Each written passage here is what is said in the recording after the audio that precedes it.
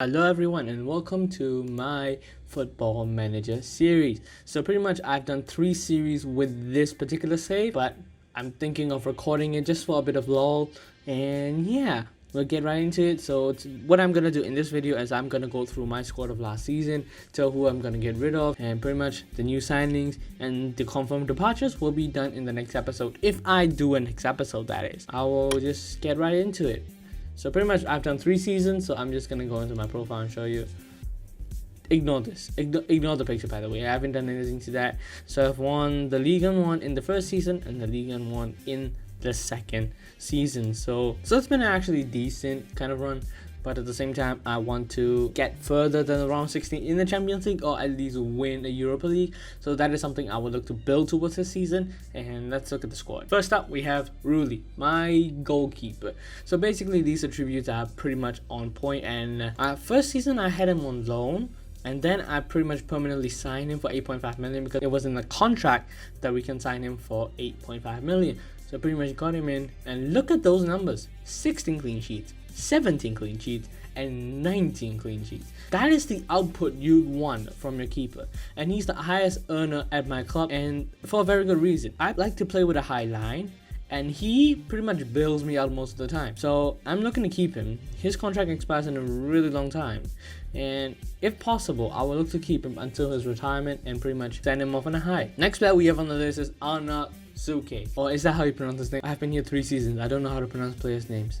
What a manager. First season he played a lot of games, second season he played a lot of games, third season he had an injury issue and pretty much didn't force him to play that many games, and I could have sold him this season for 10 million. I think there was a couple of offers which came in for about 10 million, but I never actually accepted them because I don't know, I just want to play him a bit more. Then he got that injury which pretty much kept him off for half a season, and Matthias Suarez, who was my other right back, he came in and he pretty much made that right back spot his own. So he didn't get that many games towards the end, and he's already 30, so he's no longer going to improve. He's going to start declining soon. So I have added him to the unwanted list, and I'll try to offer him to clubs as well. I will look to get him off the wage bill. Yes, he's the team leader, but at the same time, I need to have a bit more cash. I don't have that much in the bank, so pretty much I have to get as much money from these guys as possible. Dennis Vavro, pretty much one of my best signings. This season I got him for 10.5 million from Lazio. He didn't play that much at Lazio though. He never played that much at Lazio. So that's why I signed him, and he pretty much came in and completely had that defense on lockdown. 30 games, 5 goals, and that average rating. I'll have that any day of the week. And he's still only 26, so he's going to improve, and he still has his prime to come, so I'm looking to keep him for another 5 to 7 years. So pretty much, this is one of my OG academy players. He was a 16-year-old academy player when I first got into the team. Then he went on loan to Braziers, who was my affiliate club at that time. He didn't play at all. For some reason, he didn't play at all. So I brought him back, played him a bit in the Montpellier 2 games. He didn't do that well. But what forced him into the team in the second season was this. So Nicolas Koza, who was the integral part of my first Montpellier team, which finished in 3rd, decided to backstab me and go to Watford during the transfer window of my first season. So I pretty much got him back on loan that season, and you can see he didn't play at all. It was him. So pretty much I played him from the start and look to see what happens. If he doesn't work out, I will try to sign another centre back in the summer. I'll play Koza for that season and pretty much have that transition season. We'll have a bit of appearances here and there. Turns out he came in. First game, took the entire league by storm. Second season, his goal actually dropped, but this is not important. Average rating dropped a bit, but still around that region.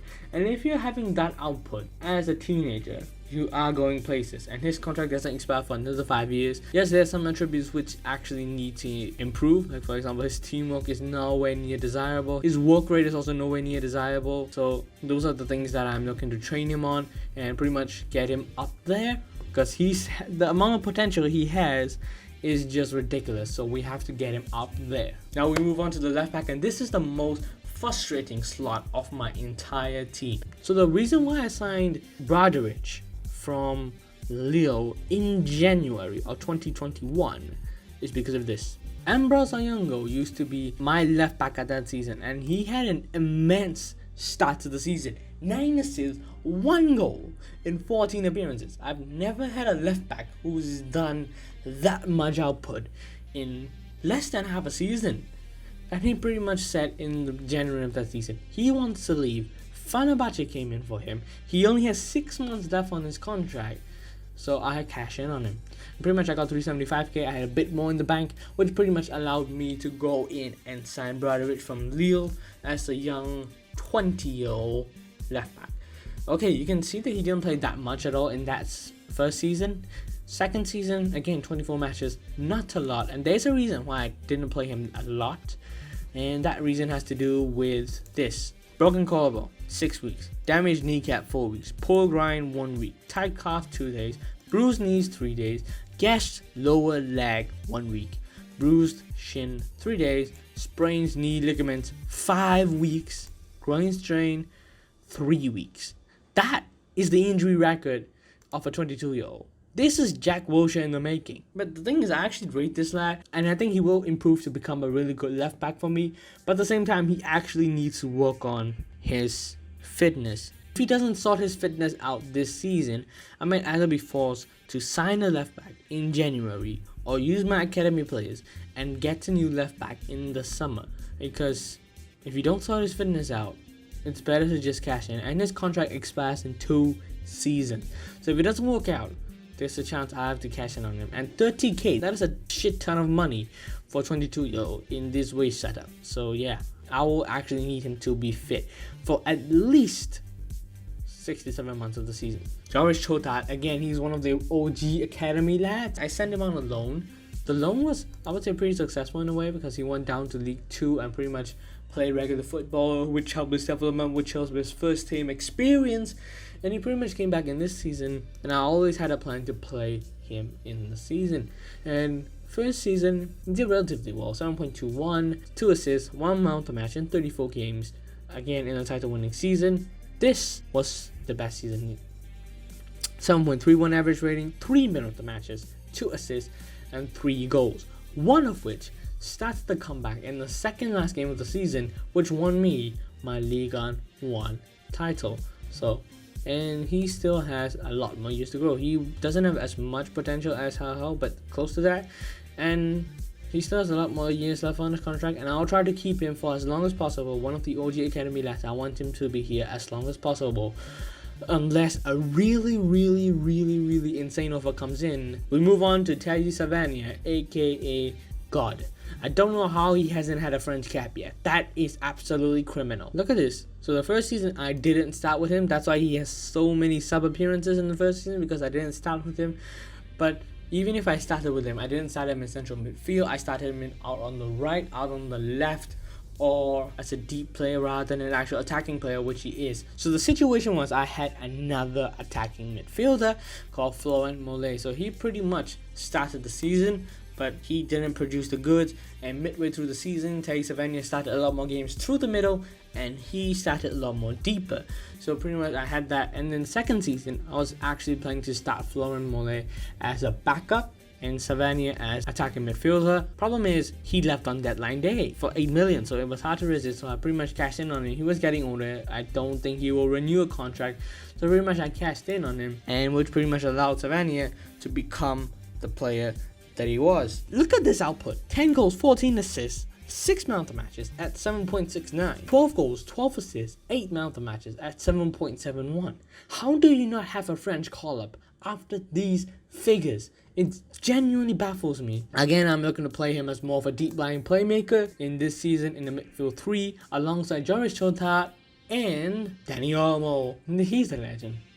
So pretty much his strong suit is as an attacking midfielder, but I'm looking to get him more into this midfield role, and that has resulted in his numbers actually going down. 8 goals, 3 assists, 3 man of the matches. Average rating is pretty much similar to his season at Dinamo Zagreb before. That harmonic trio between Savania, Joris Chotat, and Dani Olmo, it's just hard to resist that combo because it's genuinely good, and I don't think I will change. I might consider playing him as an attacking midfielder, but at the same time, it is work playing as a 4-3-3. Why change now? Moving into the front 3 now. The first is Timothy Weah, American. I signed him from, I think, Lille again. Yeah, Lille again. I'm pretty much ripping off Lille at this point. PSG Academy product, went out on loan. Lille bottom, and I signed him as my club record signing, and 13 goals, 7 assists as a winger. I would say that's decent in a way for someone who is better as a left than a right.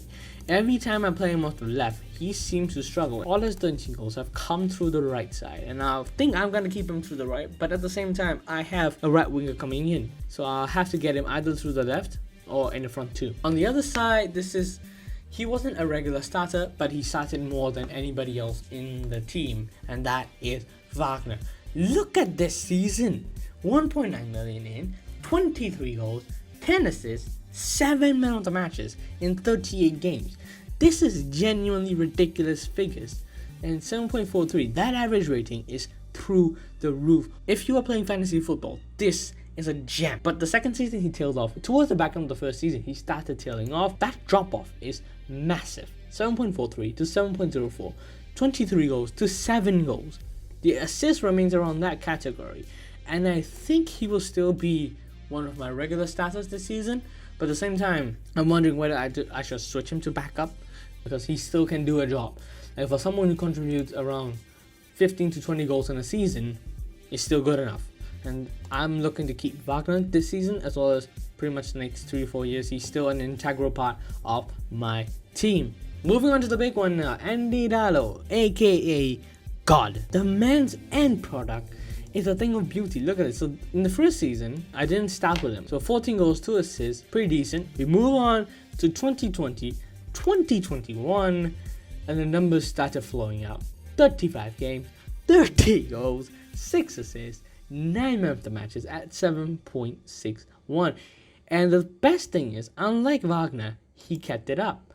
38 games, 29 goals, 6 assists, 10 man of the matches at 7.42. I generally don't think he will keep it up this season. He's getting old now, 30 years old, and he will start to decline. So there will be that transition period where I go from him to another striker, and it will be an interesting sort of phase. But at the same time, he's still like one of the highest earners of the club, and he will still play a key part until his contract expires. We're moving on to the backups now, and the backup at left back is Mihailo Ristic. He's my vice captain, and he was my captain in the first season. I pretty much switched him and Savania for the captaincy in the second season. He doesn't play that often at all. In the first season, he played a lot. Second season, Oyongo was completely tearing it up, so he didn't play that much. Then Broderick came in, and he started getting a bit more games, and he was pretty decent in a way. But in this season, I played him a lot more because he was pretty awful. He was genuinely awful, and for somebody who's considered one of the leaders of the team, he doesn't perform as well as I would have liked, and he's not gonna get any better. He's not gonna get any better with the attributes, and he's 26 now. His contract expires in 2 seasons, so might as well, cash in on him and try to sell him now. I've already added him to the unwanted list. 7.25 million. If I can get around 7 to 8 million or even 9 million for him, I can use that and sign a good left back. So the second place I want to touch on is Adel Anand, one of my academy products again, but the thing is, his time in my team might be coming to an end. So in the first season, I played him a lot more, but most of them are sub appearances. He didn't do that particularly well. Second season, again, I tried to play him there. It didn't get any better. In fact, I think it got worse. I'm looking to sell him because he still has 2 years left on his contract. His value is really good, and I've already added to the unwanted list. Ethan Gabriel. This is a United bias because United released him on a free. I bought him on a free. He was an integral part of my team in the first title winning season. This season, the number of games dropped off, and there is a reason, because I found another prospect in my youth academy. So I pretty much went more towards him than Ethan Gabriel, and that resulted in him getting less games. Now we're touching on Julian Alaves. Remember that backup striker I was talking about? It's Julian Alaves. So I pretty much signed him for 6.5 million from Argentinian club River Plate. Look at that out. 10 games. That sample size isn't that great, but he performed well for River Plate, so I pretty much signed him. The average rating doesn't tell the full story though, because he played the majority of a season backup to Andy Dallo, and whenever he starts, he never starts up front. He either starts on the left or he either starts on the right. And for a first season in a whole new continent, in a team where he isn't a regular starter, and even if he started, he's not starting in his regular position. 37 games, 10 goals, 4 assists in all competitions, I would say is a fairly decent output. Although I do expect a lot better from him now that he has settled into the league. He is speaking fluent French, so that should help him settle into the team better. So this was the midfield prospect I was talking about. Thomas could come back, so I'm 100% sure that I would get him a lot more involved this season than the 12 sub appearances, along with a few cup appearances he had last season. Now we're gonna go through the youngsters now. Adil Benacher, I gave him a lot of opportunities, and when I say a lot, you only see 12 appearances and you only see 14 overall, 2 goals, 7.07. That's decent, right? There's a reason why he didn't get more. Look at that amount. Look at that. 4 weeks, 3 weeks consecutively. So he pretty much missed the last 5 months of the season because he got injured, and by the time he was back, Julian Alaves has settled brilliantly, which means I always tend to go to him or Wagner or Kirkenbach ahead of Adil Benacher, which pretty much resulted in him not getting as many games as one would have hoped. But at the same time, I'm looking to get him off on loan. Thomas Garland, he's in that hell mold. He's 1 year junior to hell. I never sent him on loan for the fact that I never actually got a loan offer for him, and you see that I never actually played him that well in the league, but I played him a lot in the cup. He was excellent in the cup games at 7.45 average rating in 4 cup matches. And he will be a lot more involved in the cups this season. He will be a lot more involved in the league. If possible, if there's any injuries, he's pretty much stepped up from like a 4th choice centre back to a 3rd choice centre back. Moving on to his defensive partner in cup games, Pedro Mendes. He's been like a workhorse in the team. 2019-20, he was pretty decent overall.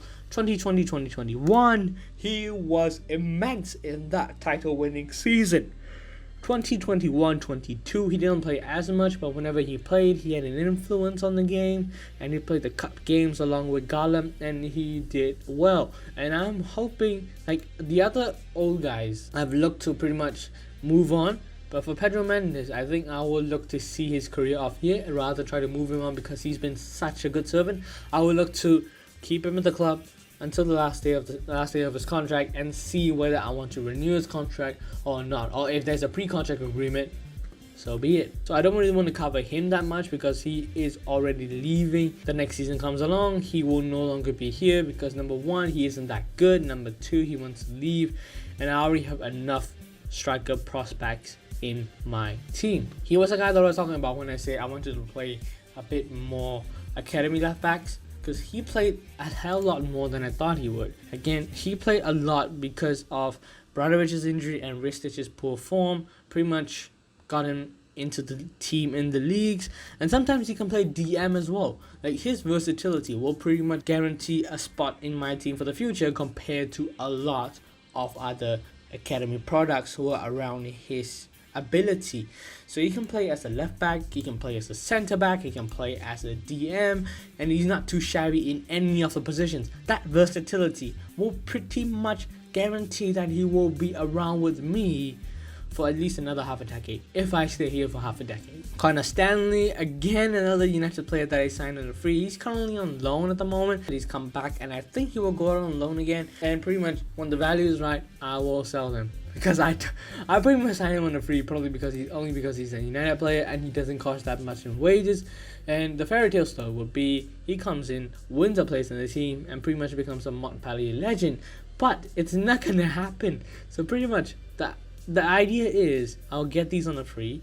They don't cost that much, and when a buyer comes, he can go out.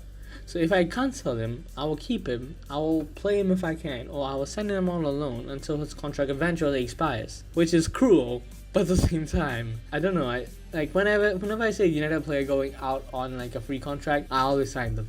Not always, but most of the time. Junior Sambia, he will be an important part. Again, one of the most versatile players in the team. Not great ability-wise, but he can play left back, he can play right back, he can play center defensive midfield, he can play center midfield. He's going to come back to Montpellier this season and be that, backup player for a lot of positions. And yeah, I will find use for him this season. Slivka, I've only kept him because he's my first signing. But this season, I'm either looking to get him back out on loan or pretty much let him go because he still has about 3 years left on this contract. Getting some more one-off the young academy mode players. He featured a lot more last season. He didn't do that well at all. So what I'm looking to do is try to get him off on loan, get him on first team football, get him settled, and then we'll see from there. Carvalho, this is my third choice keeper, so there's not really much to cover here. Clement Vidal, he's my academy right back. Not academy because he's already turning senior now. And yeah, he will be pretty much my backup right back or either third choice depending on the situation. I mean, he's a decent player when called upon. He's done well, to be fair. He's done well whenever he gets called upon in the cup competitions. So yeah, we're going to keep him and try to, play him whenever possible. Kasongo, not too much to cover here. Not that great of a player, but at the same time, his contract doesn't expire until 2025. So I'll try to loan him out and see if he can fulfill this potential. If he can, good. If he can't, bye-bye in 2025. Matheus Suarez, this was the guy that I was talking about. He pretty much won that right back spot over last season. 20 games, 9 assists, 1 man of the match, hardly had a bad game, pretty much had the left flank of the opposition on strings. Before that, he didn't play that much at all. The season before that, 6 games, 3 assists, and the majority of them came either on the right back or left back. I didn't play him as a predominant right back. In the season before that, 12 games, the majority as a sub. I don't know why I'm subbing on right backs, but we move. So pretty much what I'm looking to do with him is either he starts as a first choice right back this season, or I look to go out and sign a new right back. Now we're moving on to the OG gang now. The people that I really want to move on. Jordan Ferry did well in the first season, did excellently in the second season. Third season, he phased out due to the arrival of Danny Olmo, and now he's on 24k a week. 2 seasons left on his contract at 4.6 million. You either cash him now or you're paying 24k for a guy to never feature in the game, and that is one of the main reasons why I want to get him off the wage bill. And he's never gonna get any better. And he's 30. He's gonna start declining soon. Kaizen Laborde, I have to get rid of him because look at this. 2019-20, he played mostly he started the season but moved into a backup role. 9 goals, 3 assists in 33 games this season. Apart from he didn't score after October. Then what was the point of a backup striker? I'll never know. I keep bringing him on to score a bloody goal. He never scores a bloody goal. The only time he scored well was those 2 goals against Ajax in the Champions League group stage, which pretty much got me through to the round 16. Apart from that, he did nothing. This season, he pretty much had an impact on the bench because of Julian Alaves' injury records. But this season, I want him out. Simple as. So I'm trying to sell him. His wage is not as high as Ferry, but still quite on the high side. 10k off the wage bill. Values around Ferry's. Contract expires in a year. So yeah, I want him gone. But Bilal Botoba, he is a frustrating player. He is naturally fit as well. Look at that natural fitness. 20. That is something else. But he is not that good. So I've pretty much looked to integrate him into the team. 2019-20, 18 games, 1 goal, 1 assist. Average rating was pretty bad. Second season, I tried to start him, but the problem is there was an injury which pretty much stopped him from featuring in my team. And whenever he came back from the injury, he was never good. This season, I signed Timothy Ware, I signed Julian Alaves, which pretty much gives me the opportunity to loan him out and see what he's capable of. Guess what? He is capable. In Domino's League 2. 6 goals, 13 assists in League 2. So what I'm looking to do is pretty much try to get him off the wage bill. His contract expires in a year as well. I'm not looking to renew him. Either we release him next season or we will get rid of him this season. Dimitri Bartard, he is my cup goalkeeper, and he has done a fantastic job. 5 clean sheets in 11, 1 clean sheet in 3, 1 clean sheet in 3. So he's had a really decent little phase. So yeah, I'm looking to keep him as my backup keeper. Nothing biggie with changing our backup keepers, and he's still young, so good few years to go. Kaki Gorgia, he was one of the signings in my first season. 3.5 million, which was the record at the time.